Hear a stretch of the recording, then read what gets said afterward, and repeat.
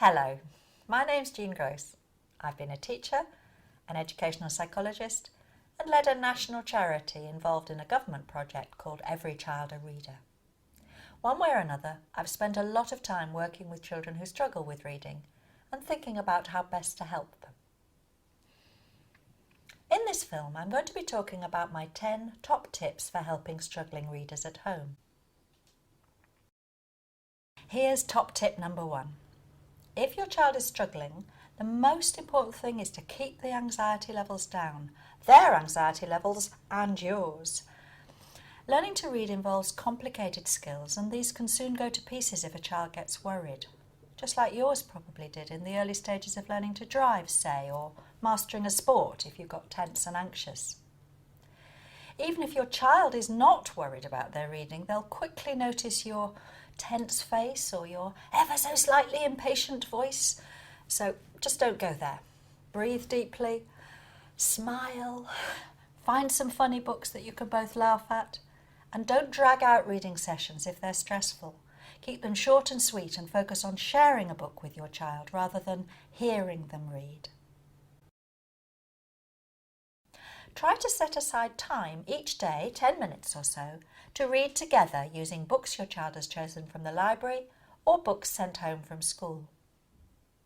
If you go to the library together, you might want to help your child choose 2 books at different levels of difficulty.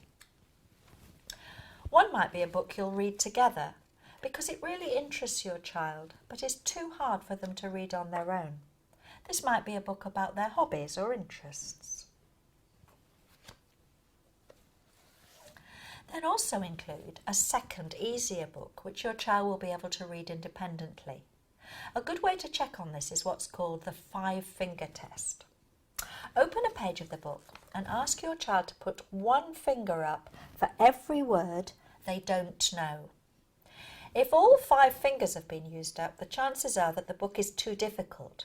So get them to choose again until you find one that passes the test.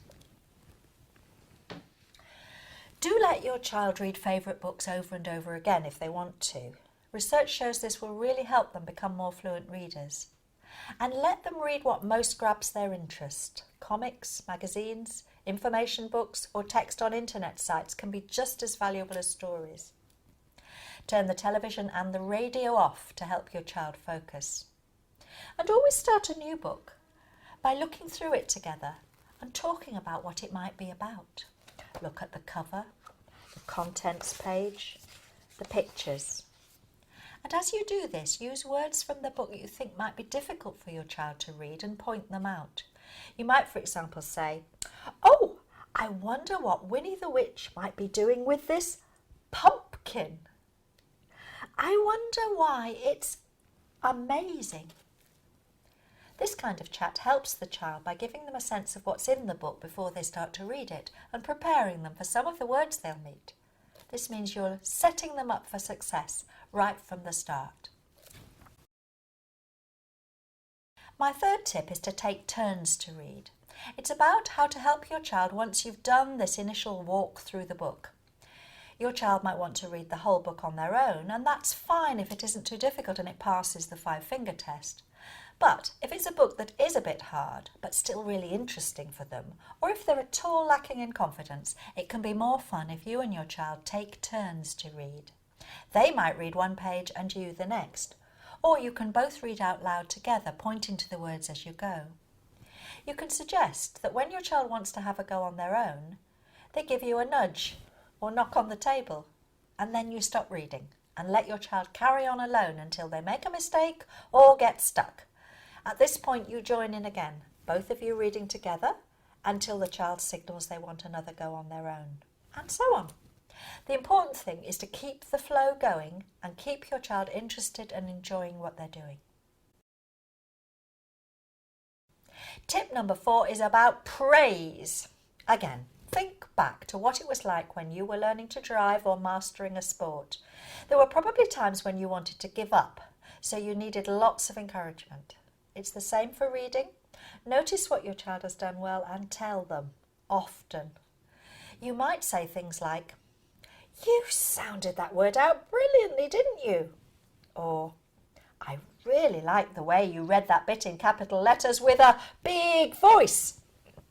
Or, you noticed that word didn't make sense, so you had another go. Well done.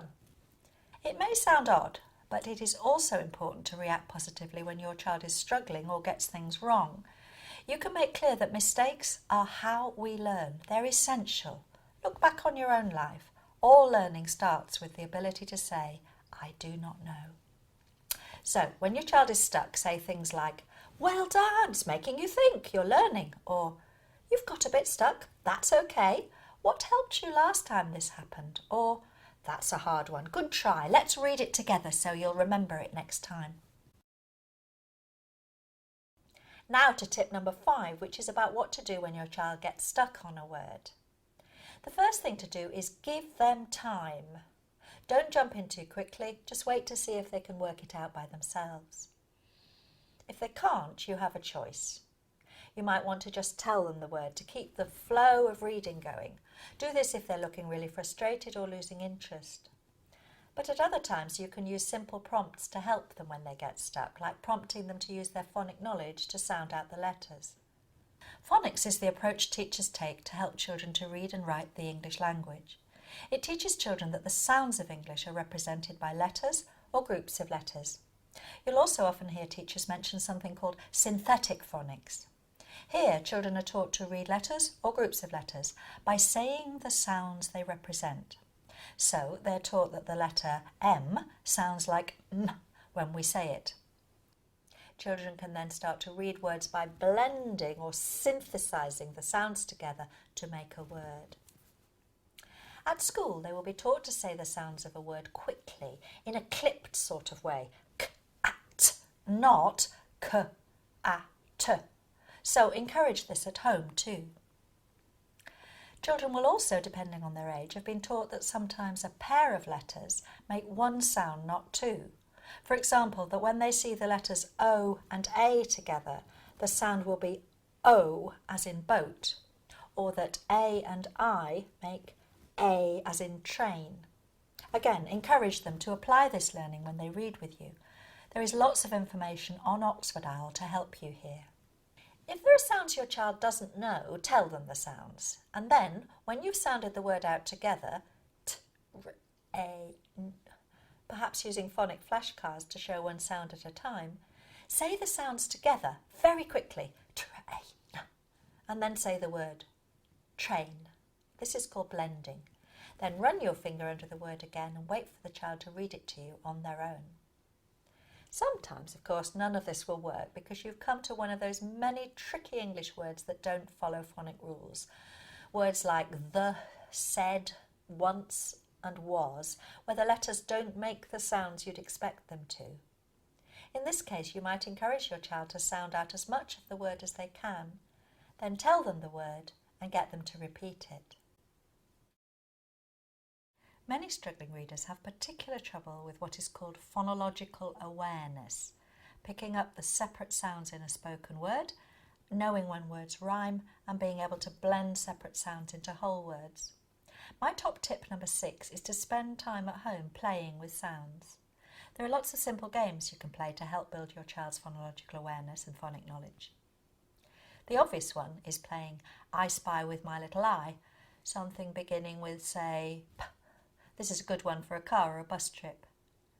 You might also want, for example, to have fun helping your child make a collection of objects beginning with the same sound, put them in a treasure box labelled with the appropriate letter. For older children, you might want to play word games in the car, where you say 2 words like a Labrador and a poodle, and ask your child to swap round the initial sounds. So, a Labrador and a Loodle. They can then give you 2 words, maybe something they can see out of the window, to do the sound swap with. Hopefully, this will make you all laugh. Games with magnetic letters on the fridge are good too. You can make a word like coat, then have your child change parts of it. What happens, you can ask, if you replace the k in coat with a b, with a g, with a f and l? What happens if you change the final t for a l or st? What happens if you change the O in the middle to oo? There are lots more ideas for playing with sounds on this website. Do have a look.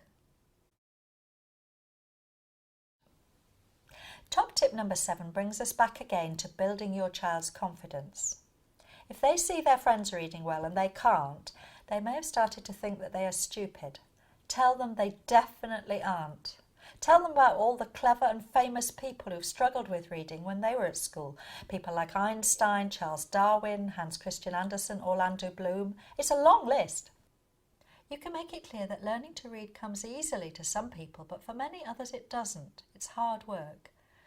There will be other skills your child learned easily that cause problems for their friends. Learning to swim maybe, or to draw, or to put complicated models together.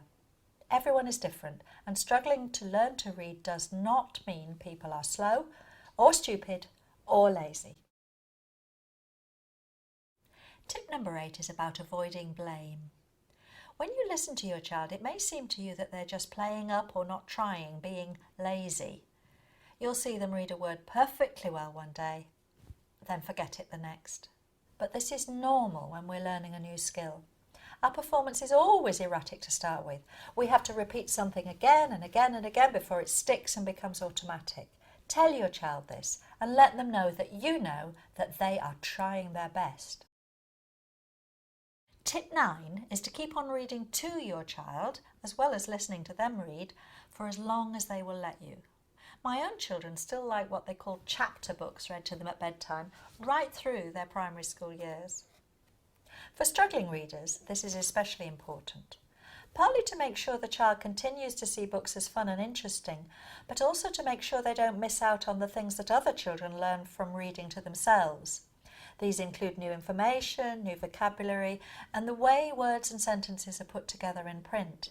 Essential learning that helps children become good writers. Finally, tip number 10 is about using the technology that most children are hooked on these days. As well as listening to you reading to them at bedtime, they can listen to talking books on their MP3 players in the car. They can have fun playing phonics games using apps you can get for your smartphone. They can help you read text messages. They can use the internet too to go on websites for fun reading activities.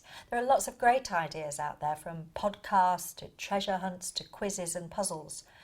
You might want to look at the National Literacy Trust's Words for Life site, for example, and of course Kids Barn on the Oxford Owl site. So, those are my top 10 tips for helping your child at home. I do hope there's something there that will be useful to you. It's not easy being the parent of a struggling reader, but with your support and with help from the school, the chances are that your child will soon catch up. Thank you for listening.